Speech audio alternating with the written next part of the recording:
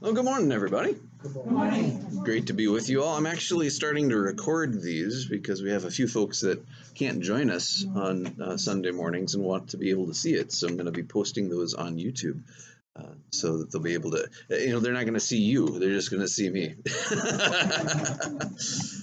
But it's great to be together as we're continuing our hymn study. Today we're going to step away for these next three Sundays from this learn from the hymn study to look at some Advent and Christmas hymns. So I've given you the verses and some reflections in your little handout there, some information on the hymn that I found online, and we'll kind of use that as a jumping off point for our conversations.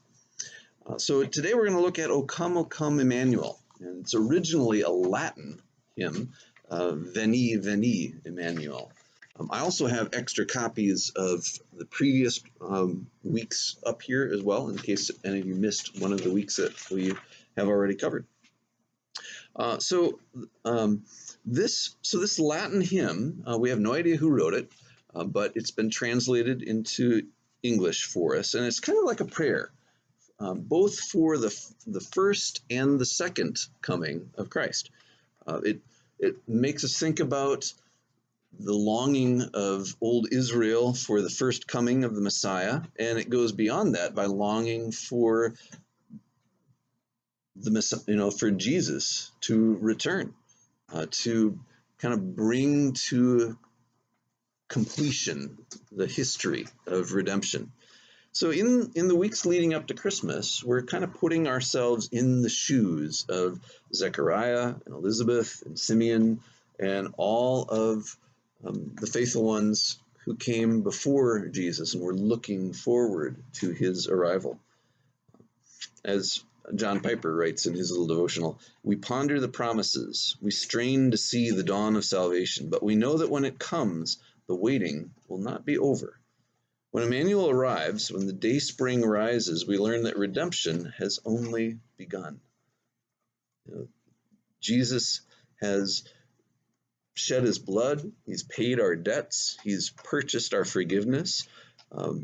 It's like the down payment is in the bank, and the first fruits of the harvest are in the barn. The future is sure, the joy is great, but the end is not yet. We still go through so much suffering in our lives. Death snatches away. Disease makes us miserable. We've got so many people that we're praying for that have gone through really difficult times in their lives. We read about all sorts of calamities that happen, even right among us. Just 3 blocks from where we were staying in Lewiston, there was this fire that destroyed a couple of businesses right before Christmas. And yet, no one was hurt. We're so grateful for that. In Romans, Paul says we groan inwardly as we wait eagerly for adoption as sons, the redemption of our bodies. We're waiting for the revealing of our Lord Jesus Christ, waiting for final deliverance and for righteousness to come in its fullness. There's this longing that we have.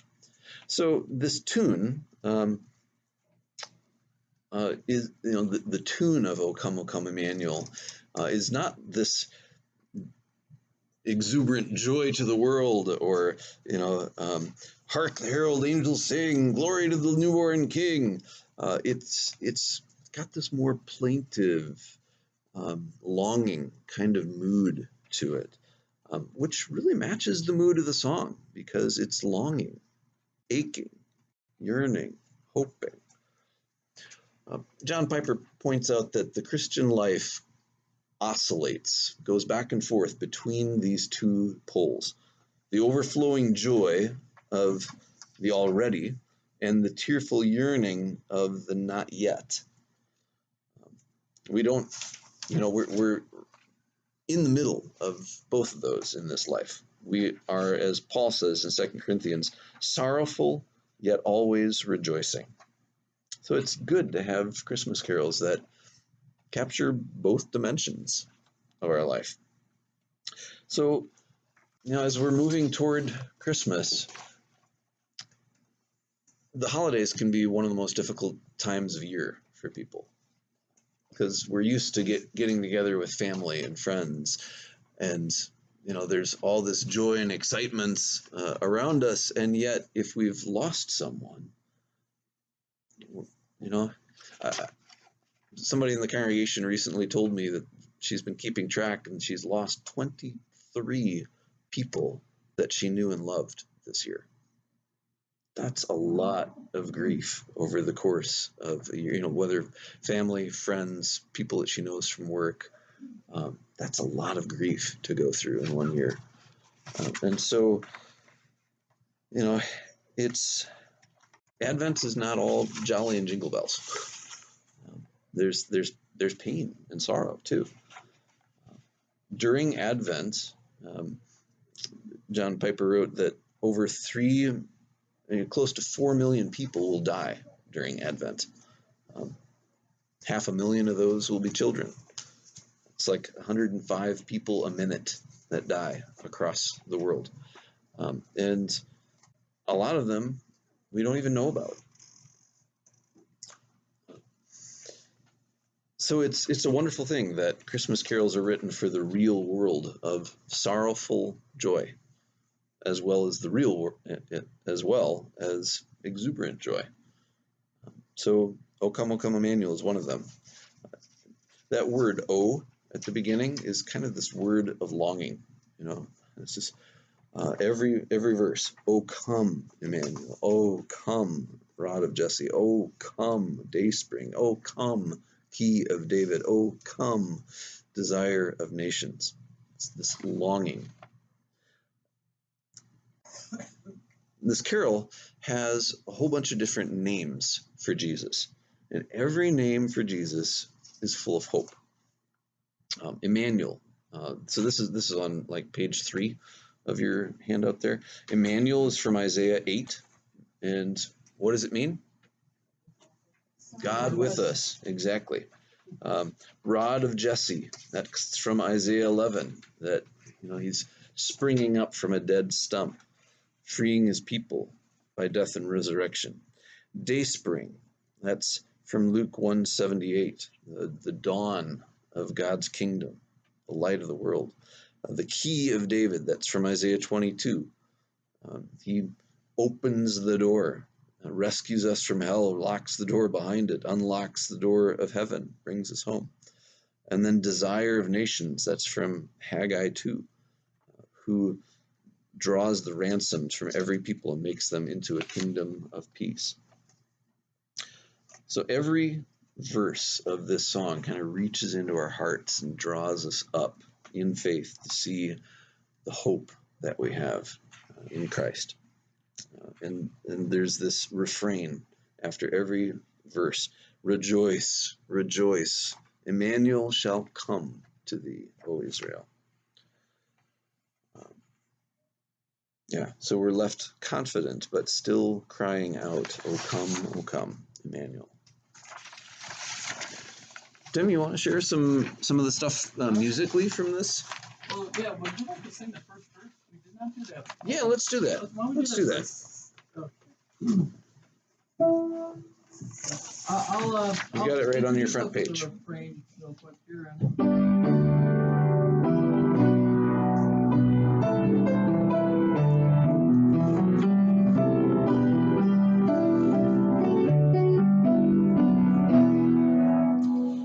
O come, Emmanuel, and ransom captive Israel, that mourns in lonely exile here, until the Son of God appear. Rejoice, rejoice, Emmanuel shall come to thee, O Israel. Yeah. So, Pastor, did you mention that there was a section here about the? If you go to kind of your page 5, basically 1, 2, 3, 4, or I guess 4, where it talks about Thomas Helmore. Okay. Yeah, so Pastor cut out my work for me today, which is good because I didn't have much beyond, well, it's in E minor, and it makes me want to think that maybe this was originally written by a string instrument, because string instruments lean towards the key of E. And so a song in E minor is very forgiving for a guitar player. But that's just presumptuous with my back knowledge of why keys of songs work with different things. That's my assumption. I enjoy it because I don't have to worry about the black keys as opposed to, because then I can just run up and down the white keys on the piano. It'll sound pretty good. Which is why I was doing that left hand thing during our rendition right there. So, this hymn is a metrical version of the one of O Antiphons from the final week of Advent Vespers in the Roman Catholic Church. It was originally written in Ecclesiastes' Latin version as Veni, Veni, Emmanuel. It may go back as far as the 8th century. It certainly is known by the 12th century in Latin. In the mid-19th century, John Mason Neal and Henry Sloane Coffin wrote the music for it as we know today. Others have tinkered with the words when publishing it in various hymns. With that in mind, being mid-19th century, I doubt they were guitar players. It was probably more closer to, if this was 19th century, so I'm thinking 1800s. This is back when our good old tracker organ up there was a bit more popular as they were being produced in the 1870s. So it would have to be probably thought of being done on either harpsichord or organ. So, and Antiphon, interesting pronunciations and characters right there, I'll skip that, is a responsive chanting by a congregation to a text in a religious service or musical work. Many hymnals have responsive readings in the back, which are the sort of the same thing. The O antiphons each starts with the title for the Messiah. Additionally, each one refers to a prophecy of Isaiah to the coming of the Messiah. Let's examine the theology of the hymn, starting with the first stanza. Yeah, so let's read that. Okay, yeah. Let's read that that first verse together again. O come, Emmanuel, and ransom captive Israel, that mourns in lonely exile here, until the Son of God appear. Rejoice, rejoice, Emmanuel shall come to thee, O Israel. Yeah, so that, as I mentioned earlier, that comes from Isaiah 7. So, Sarah, will you want to read that Isaiah 7:14? Therefore the Lord himself shall give you a sign. Behold, a virgin shall conceive and bear a son, and shall call his name Emmanuel. Yeah, so that particular chapter, there's a king who was really worried in Israel about another king that was coming with a big army, and he was afraid that because he had refused to pay taxes to this other king, that their country was going to get overrun. But God had a word for him. He said, "No, you don't have to worry about this guy. He's like a tottering fence. He's going to fall. And I'll give you a sign. I'll give you the sign of Emmanuel, God with us. That a virgin shall conceive and bear a son and call his name Emmanuel." It says, before this child, then the word virgin there can also be translated as young woman. So apparently this had two different fulfillments. That in Isaiah's time, either his wife or another woman gave birth, and before that child was weaned, that king that the king of Israel was so afraid of dropped dead. But in the Gospels, Matthew interpreted that verse as applying to the birth of Jesus. He said, after he talked about the speech of the angel, Matthew explained that all this took place to fulfill what the Lord had spoken by the prophet. And then he quotes that verse from Isaiah. And he translated the word Emmanuel for his readers, writing, which means God with us. So that whole first stanza is about Israel yearning for the Messiah to come, to ransom them from sin, to save them from the sinful world in which they and we are exiles. And then First Peter echoed that too. Sarah, can you look that up too? Did I give that one to you? No, you didn't. Oh, okay. First Peter chapter 1. Can you remind me where that is? Yep. It's a little bit way in the back, just before the first, second, and third chapters. yeah. I thought it went Matthew, Mark, Luke, John. Oh, and then there's first. Right, first, second, third John, Jude, and Revelation. So it's first and second Peter right before first, second, third John. Sorry, I didn't get that to you ahead of time. This is extra hard because this Bible is like super giant. It's called giant print. So it feels like you should get there faster. There it is. First Peter. Yes. So verse 1 and then Okay, great. Okay. verse 1 and then verses 17 and 18. Verse 1 of which chapter? Chapter 1. Chapter 1. Okay. 1. Sorry. Jeez. Verse 1 Yes. and 17 and 18. Yes, of First Peter. Here we go. Peter, an apostle of Jesus Christ, to the strangers scattered throughout Pontus, Galatia, Cappadocia, Asia, and Bithynia. I think that was pretty good. And if ye call on the Father, who without respect of persons judgeth according to every man's work, pass the time of your sojourning here in fear.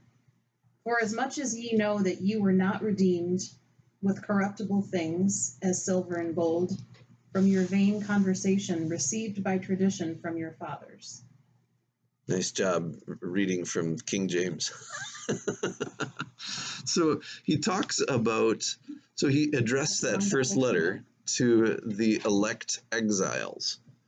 He says, you are all exiles. Because he was writing to all these people that had been scattered by persecution. So he said, it's like you're sojourners or exiles. And he called our time on earth the time of our exile, and spoke of our being ransomed from our sinful ways by Christ. So now let's take a look at the second stanza. Let's read that together. O come, thou rod of Jesse, free thine own from Satan's tyranny. From depths of hell thy people save, and give them victory over the grave. Rejoice, rejoice, Emmanuel shall come to thee, O Israel. So that rod of Jesse refers to Isaiah 11. So that's printed right there at the bottom of that page. All right. There shall come forth a shoot from the stump of Jesse, and a branch from his roots shall bear fruit. In verse 10 as well. Verse 10 says, in that day the root of Jesse, who shall stand as a signal for the peoples, of him shall the nations inquire, and his resting place shall be glorious. Yeah, we're actually reading from Isaiah 11 today. And I'm giving a little preview for the Advent reading is from Isaiah 10, what leads right up to it, which echoes what John the Baptist talks about in our gospel reading today. So it's fun that this echoes what we're reading in worship as well. So Jesse was the father of David. So Isaiah is saying a greater David is going to come from the line of the king. He'll be a new shoot from an otherwise dying tree. This stump has been cut down, and yet a new shoot, a new branch is going to come up from it. Now let's look at the third stanza and read that together. O come, thou dayspring, come and cheer our spirits by thine advent here. Disperse the gloomy clouds of night, and death's dark shadows put to flight. Rejoice, rejoice, Emmanuel shall come to thee, O Israel. So this stanza, we're asking for Jesus to come and to bring us joy by relieving us of the fear of death and darkness. So Jesus is referred to as a day spring, which comes from the praise of Zechariah when John the Baptist was going to be born. Um, it was, Zechariah and Elizabeth were this old couple. They hadn't had kids. Sounds a lot like Abraham and Sarah, doesn't it? And some other people in the Old Testament. But God spoke to Zechariah in the temple. He was a priest. It was his duty to go in that particular week to offer the incense on the in front of the altar. And an angel appeared to him in the middle of the tent and said, "You're going to have a child." And he was like, "What? how am I going to know that this is going to happen?" Well, and so the angel said, "Well, okay. You want a sign? You're going to be mute until the day he's born." So he goes out from the temple. Everybody's kind of wondering, what's taking him so long in there? In fact, back then, nobody else was allowed to go in the Holy of Holies other than the priest, and one day a year. And so when the priest walked in there, they put a rope, they tied a rope to his ankle so that if he should happen to keel over from a heart attack or something in there, they could pull him out. So I wonder if he was like, maybe feeling a little tug on it. He walks out and they're like, "What happened?"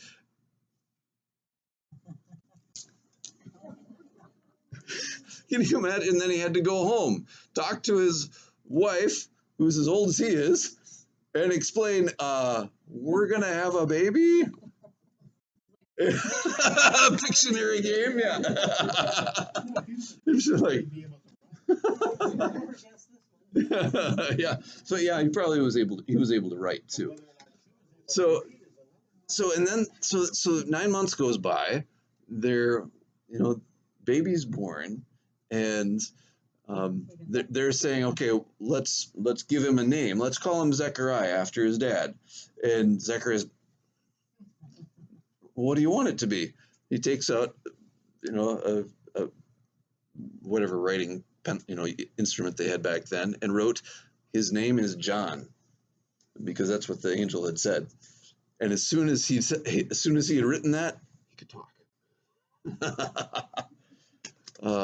So yeah, and right after that, it's like all the words that he couldn't say for all those months came pouring out like a poem. And here's the old version from the King James. You want to read that, Sarah? Right, from Luke 1.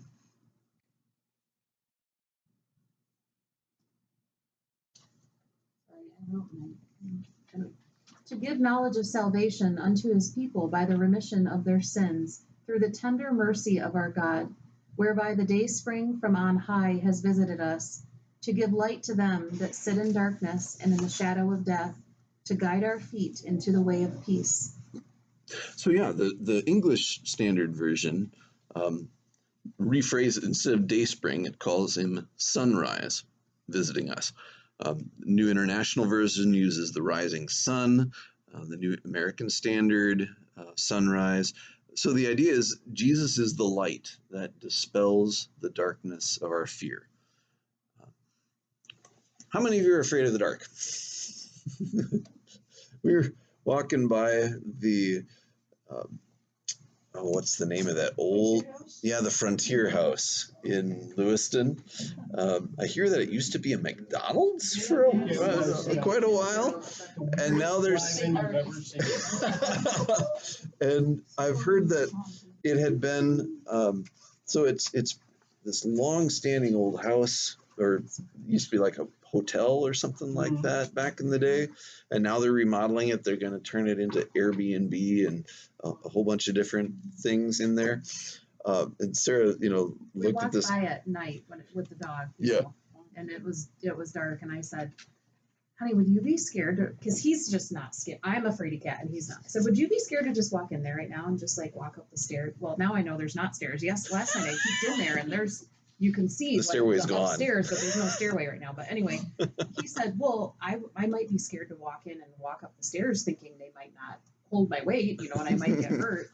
And I said, but you wouldn't be just scared of going in there in the dark? And he said, no, I don't believe in ghosts. And I said, you don't have to believe in ghosts to be scared of ghosts. I just think it would be so creepy to go in there in the dark by yourself. No, I won't hear that. So I've heard that some people think that it's haunted. And a couple of weeks ago, again, we were, walking through, or I was walking the dog during downtown Lewiston. Did you see something scary? And I saw some people inside, or, actually it was a couple of guys that were sitting outside first, talking kind of loud and animatedly. And then later I saw them inside with some lights on, and I couldn't see what they were doing. And somebody told me later that they were filming for a show about haunted buildings. So you have to look for that. Yeah. So it might be, coming soon to a television near you. And I said yesterday, I don't believe in ghosts, but I believe in Satan playing tricks with your mind. Yep, absolutely. Because he wants to do anything he can to keep us scared, to keep us uncertain, to tear away joy and hope from our lives. So, So let's look now at the. Couldn't pay me to do it there. Wait until it's all redone. Yes. So we're often afraid of the dark because, why? What makes us afraid of the dark? You can't see where you're going. Yep. So in the Bible, darkness is often connected with sin, lostness, depravity. Jesus is the light that exposes all these things and drives them away. It's a totally different thing to walk into an old, creepy house in the middle of the night with no light. Whole different thing if it's all lit up and you can see every little speck of dust. So Isaiah 9 talks about Jesus,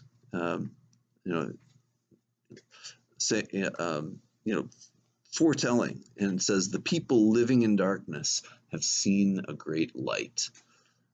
And Matthew said that was fulfilled when Jesus went into Galilee. Now, let's look at the fourth stanza and read that together. O come, thou key of David, come, and open wide our heavenly home. Make safe the way that leads on high, and close the path to misery. Rejoice, rejoice, Emmanuel shall come to thee, O Israel. So that stanza is asking Jesus to come and show us the way to heaven. Today's theme for Advent is the way. And that key of David comes from Isaiah 22.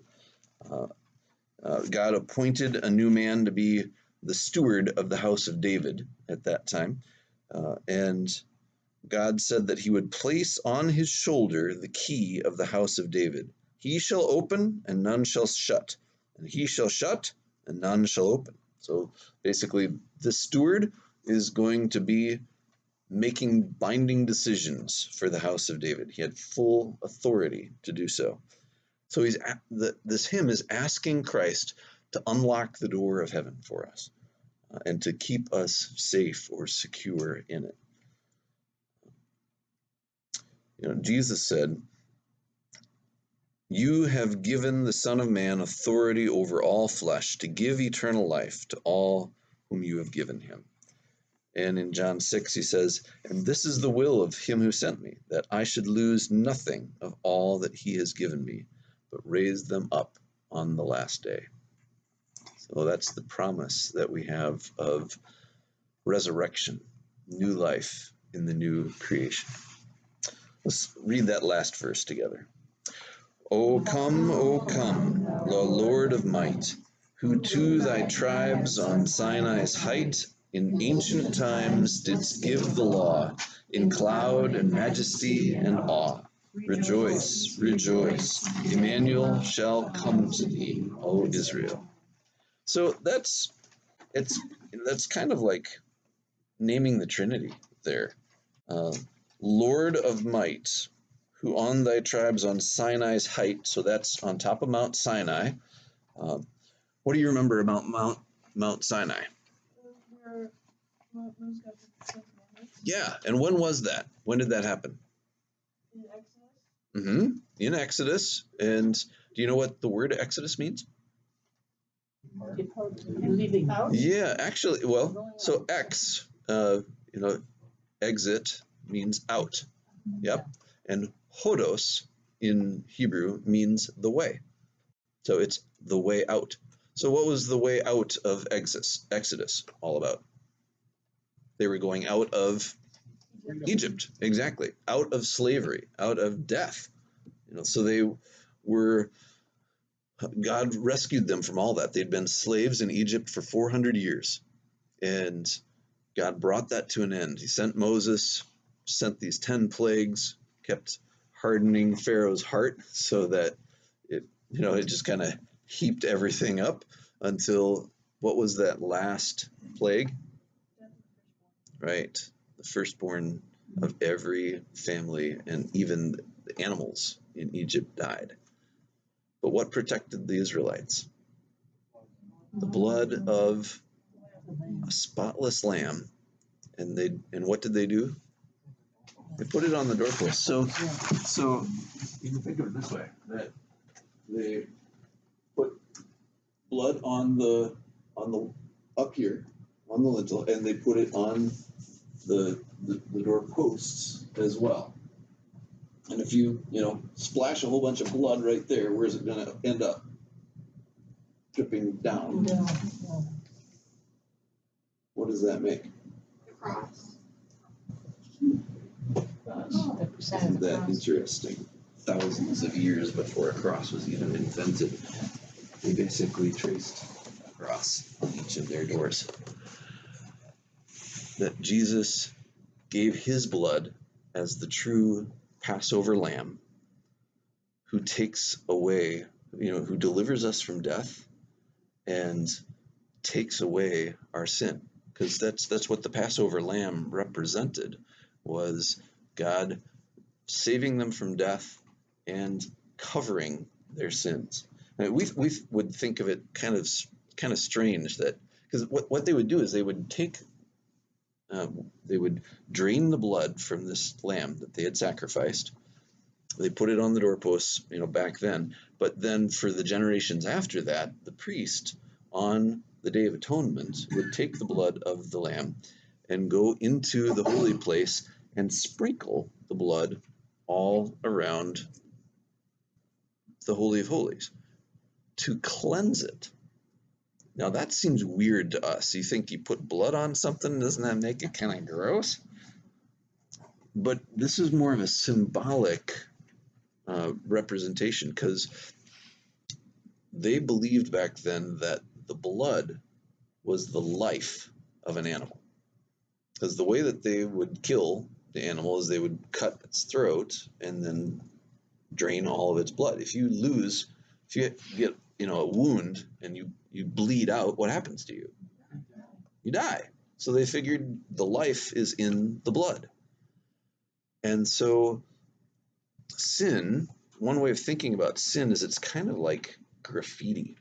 It's kind of like this stuff that just spoils everything that it touches.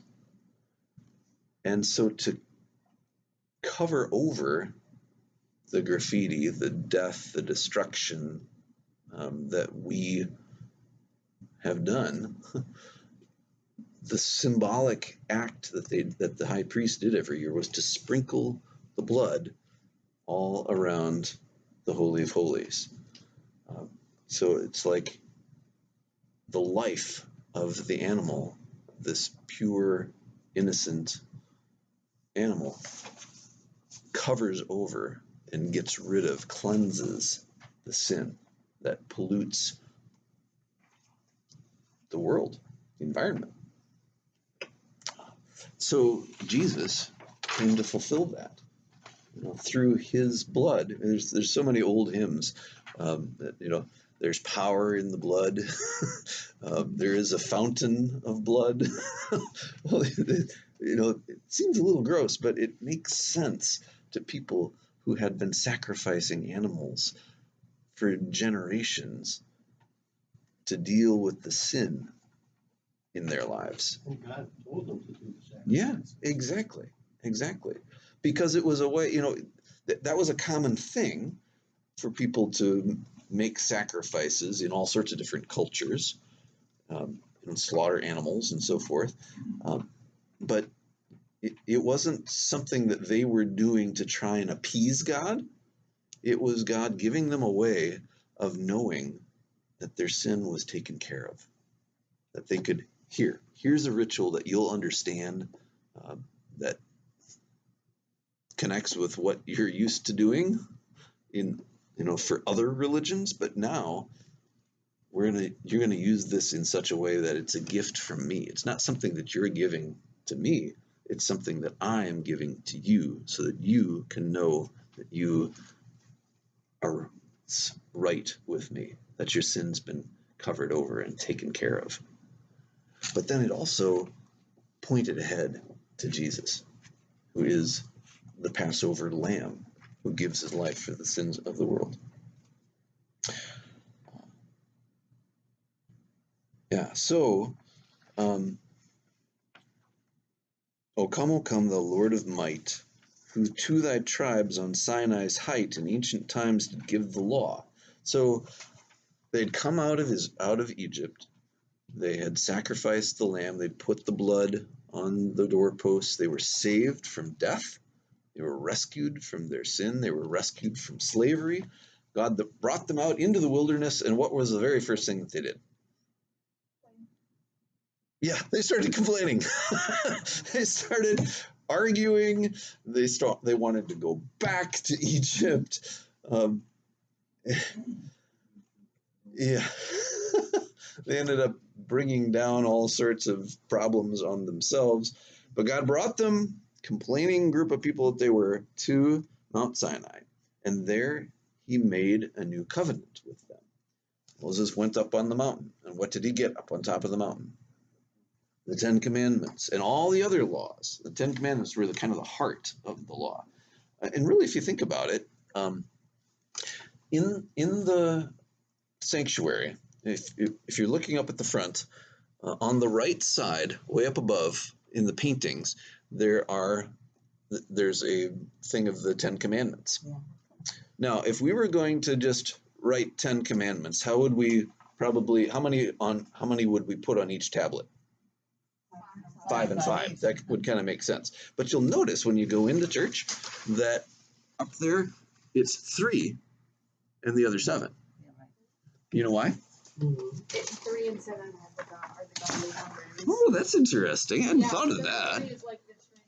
Yeah. And the day that Josh was in the grave and stuff. Mm-hmm. And then 4 is like our number. Mm. And then 3 plus 7 is us together. Yeah, that's an interesting way of thinking about the 3 and the 7. But another reason for that is that's all. The first 3 commandments, if you think about it, are all about protecting our relationship with God. You shall have no other gods. I am the Lord your God. You shall have no other gods. Don't take his name in vain. And remember the Sabbath day and keep it holy. Those are, use that 7th day to worship, to be in the Word, and to be transformed by it. Those are the 3 that have to do with our relationship with God. And then all the others have to do with our relationship with each other. Don't commit murder. Yeah. Don't do all these things. But Don't steal, don't lie, don't covet other people's stuff. All these, don't bear false witness. All those things are all about how we relate with other people. And when Martin Luther explains what each of them mean, he doesn't just say it's a whole list of don't do this and don't do that. He flips it around and says, well, what should we do instead? You know, if you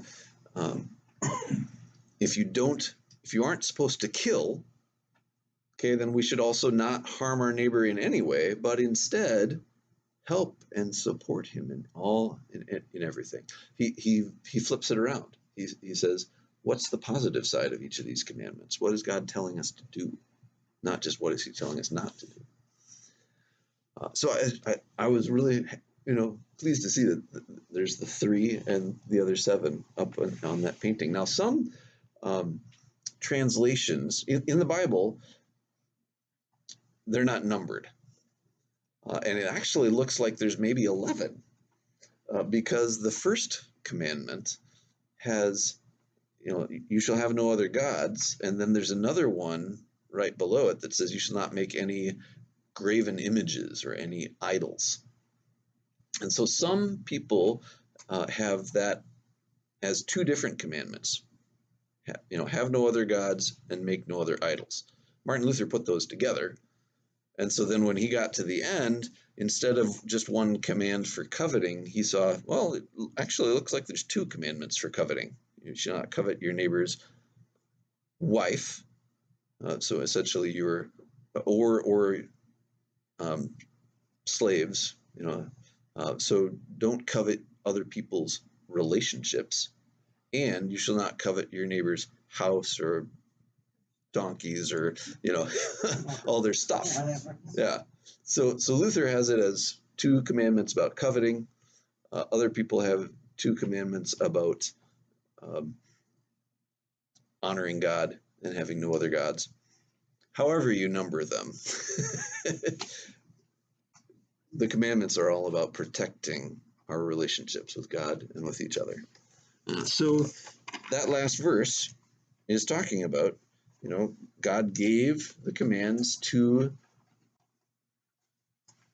the ancient tribes in cloud and majesty and awe. Because when Moses went up on the mountain, why were the people so afraid to go up? Because God actually invited them to come on. Yeah, there's fire up there, smoke, thunder, lightning, earthquakes. It's like, it kind of sounds like it, doesn't it? And Moses went up there for 40 days. What would you say then that they couldn't even go near the mountain, even an animal was? So that was afterwards, after they had said, no, you go. We'll stay right here. You go. Because yeah. So Moses ended up having to go up there twice, because he went up there the first time, came back down after 40 days, and what did he find down below? They'd gotten impatient and said, we think he's gone. We need some other gods. Why don't you make us some? And so he makes this golden calf. And Moses comes down.